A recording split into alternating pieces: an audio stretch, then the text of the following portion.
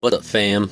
I want to talk about um, creativity and the trauma response and addiction, particularly as it kind of relates to these. I'm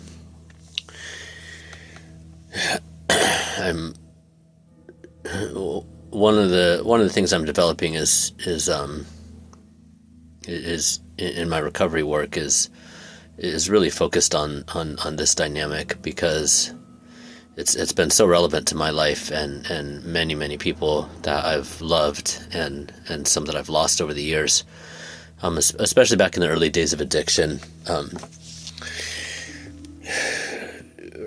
during the active addiction years, between overdoses, accidents, like people unaliving themselves, like so many different things that happened on repeat. And I've started to notice this pattern, during that time and in my recovery. There's so many people that suffer from addiction and substance use, alcoholism, substance use disorder,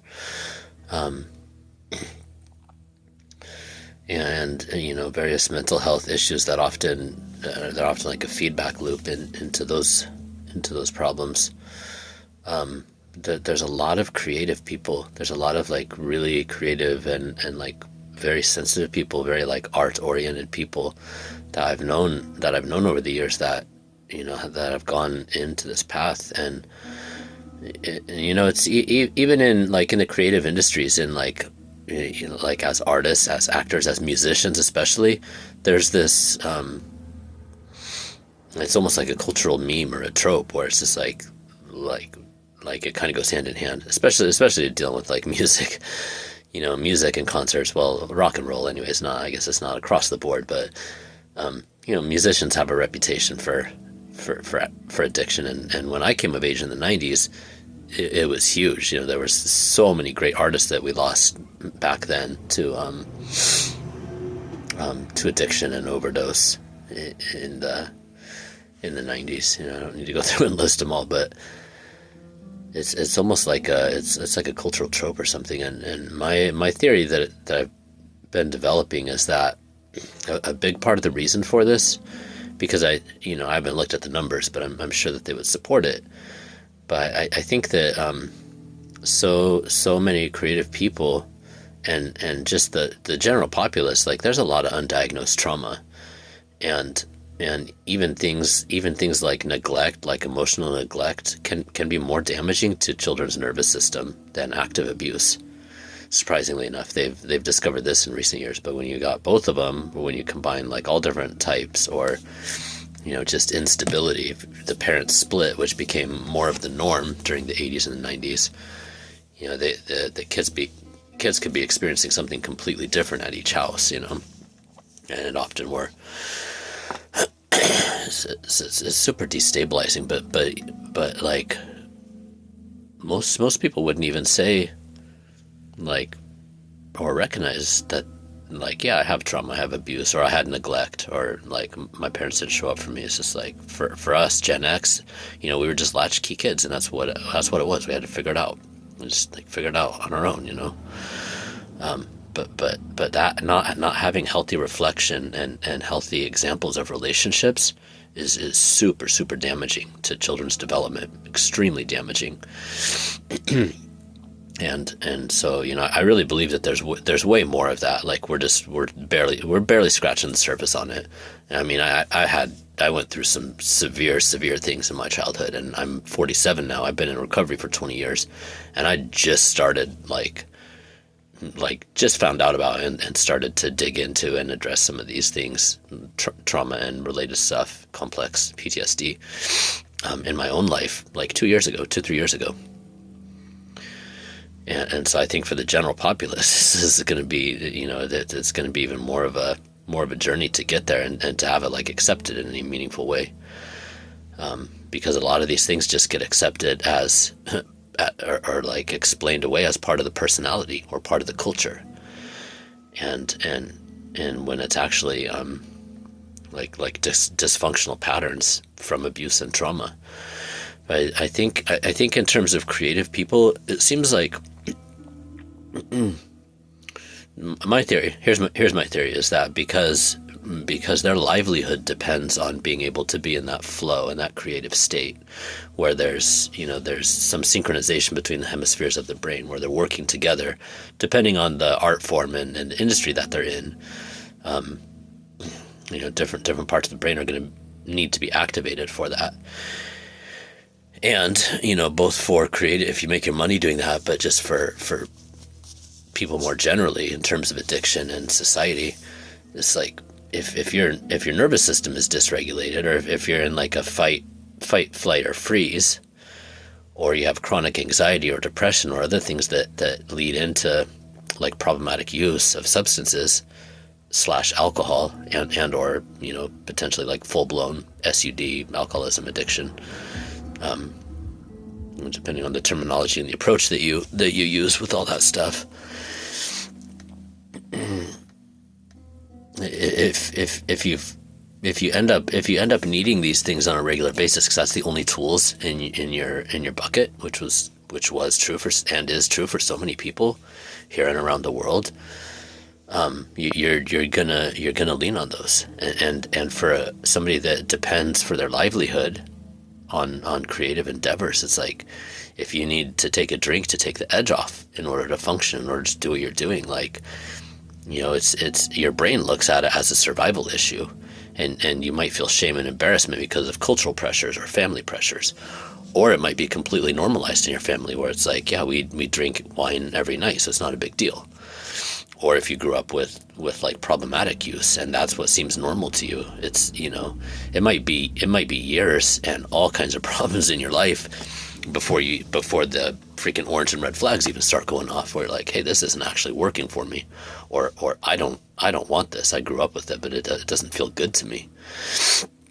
But for creative people, man, it's like a double whammy. I was talking about food and eating disorders the other day, and another thing where I'm just like, I don't even know if I have, how much I have, what I have. I know I grew up around it, and it impacts like my, people in my family, and like just starting to look at that. Just like, I'm 47 years old, man, and I've been doing this work for a really long time, really, really, really long time. Layers and layers and layers and layers of stuff, dude, and so many of these things are just interwoven with like culture at so many levels, and we live in this time where our entire culture is like completely destabilized right now. It's like so much, dude. It's fucking so much, and we're the ones that get to look at all this and say, hey, what kind of society do we actually want to build? What kind of life do I want to have and live? And how do I want to be with my kids? And how are we going to do education? How are we going to do all of this stuff? And it's way more than any humans have ever had to do in the history of humanity that we're aware of, way faster, way more levels. But here we are, we're doing it. For better or for worse, in one way or another, like we gotta figure it out. But yeah, I just I really my heart goes out to creatives, because like when you're in that fight or flight mode, when you're in like a trauma response, or if you have like full-blown PTSD or complex PTSD, or other like nervous system injuries and issues, dude, it can get worse and worse, where you're you think like you have a full bucket normally, which is your bandwidth, between your energy to function, your immune system, your ability to handle the things that just come in day by day. The more traumatic injuries that you have, or the more like, catastrophic life events, there's so many things that can do it, but like that bucket just gets smaller and smaller and smaller and smaller, to where it's like you can get to the point where you have almost no bandwidth to handle like the things that come in and hit from life, from family, from work, from events, from things like that.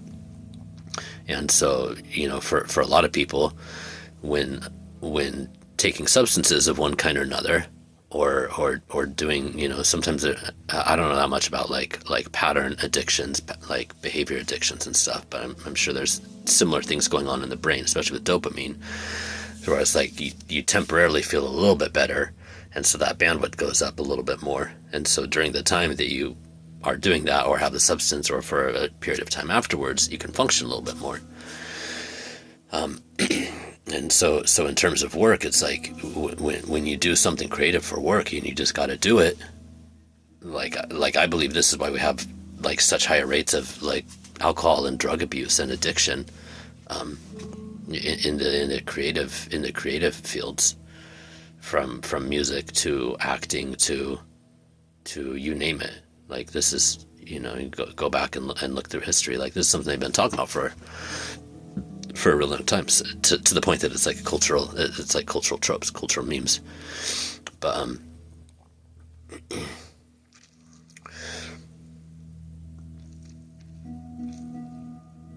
well, there's something else I was going to say about it. It's kind of slipped my mind.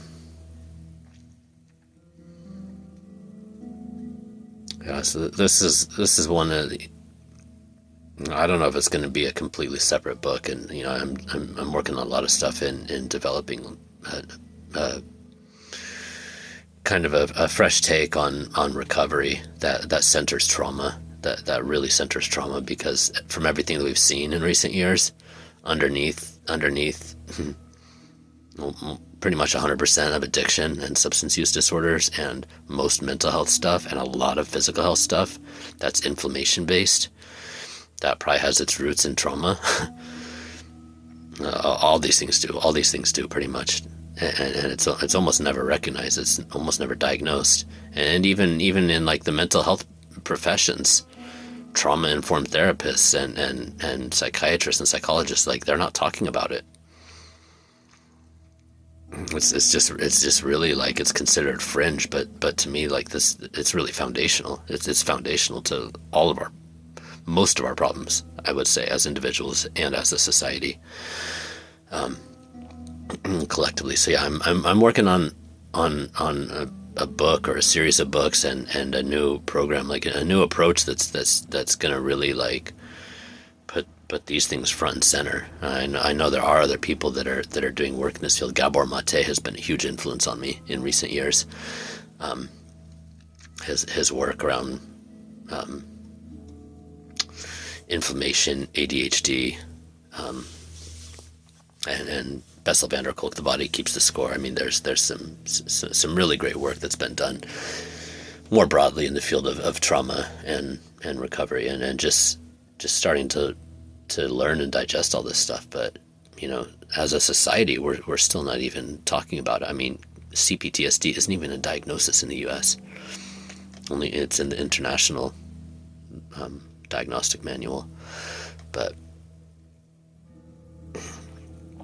it's crazy, man. It's a conversation. Society is usually, it takes a long time to change and to wake up to different things. And right now, I think we're at a threshold in so many arenas where change can happen a whole lot faster than it ever did before. But we got to be looking at these things. We got to be talking about these things, and writers and teachers and people that, the cultural creatives, the people that are usually at the forefront of big changes like this. It's up to us, once again, as it always is, to be driving that change forward.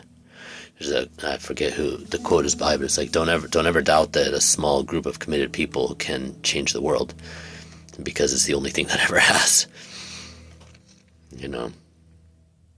Tiny little groups of people, plus you got the opposition on the other side, tiny little groups on each end, and the masses of people in the middle are more or less apathetic. They're going to be going along with whoever.